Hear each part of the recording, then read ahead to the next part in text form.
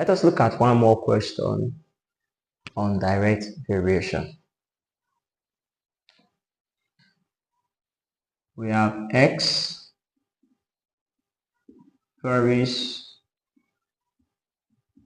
directly as the square root of y when x is equals to 40, y is equals to 16. Find. First question is x when y equal to 36. Second question is y when x is equals to 250. Let us look at the question together. We're told that x varies directly as the square root of y. Now when we introduce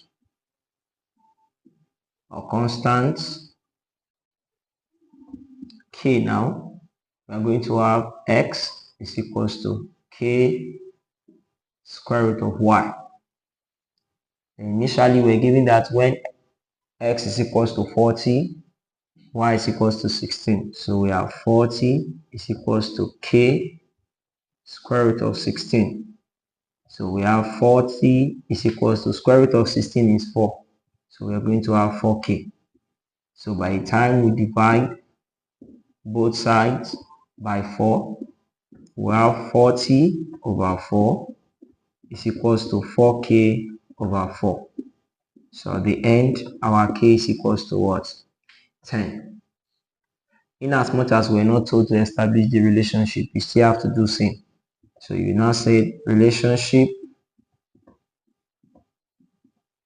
between x and y. You come back to this place. So the relationship is x is equals to 10 square root of y. And this will now help us to look at question 1 and 2. Alright. Now that we have established the relationship that exists between x and y, let us go ahead to answer the number 1 question. And the number 1 question is, we're asked to find x when y is equals to 36. From our relationship, we have x is equals to 10 square root of what? Of y. So by the time we substitute the value 36 for y, our x should give us 10 to multiply square root of 36. 36 is a perfect square. So the square root of 36 will give us what? 6.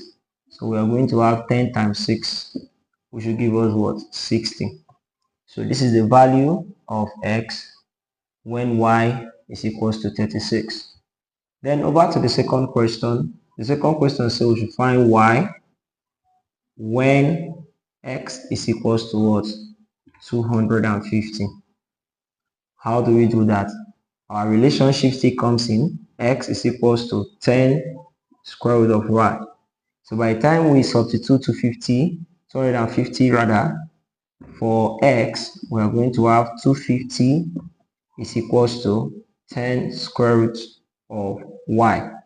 So we'll have to divide both sides of the equation by what? By 10.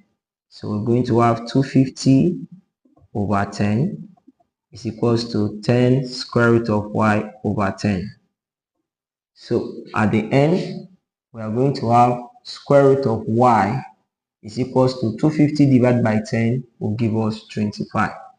Now, for us to get the value of y, what do you do? If you look at in the second question we saw, when we had q square is equal to 48.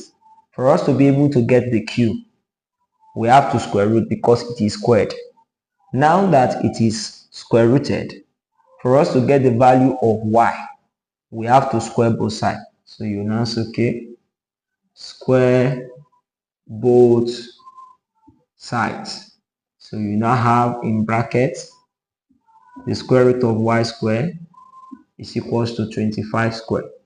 So at the end, y comes out, because when you square a square root, they cancel out, and when you square root a square, it cancelled out too.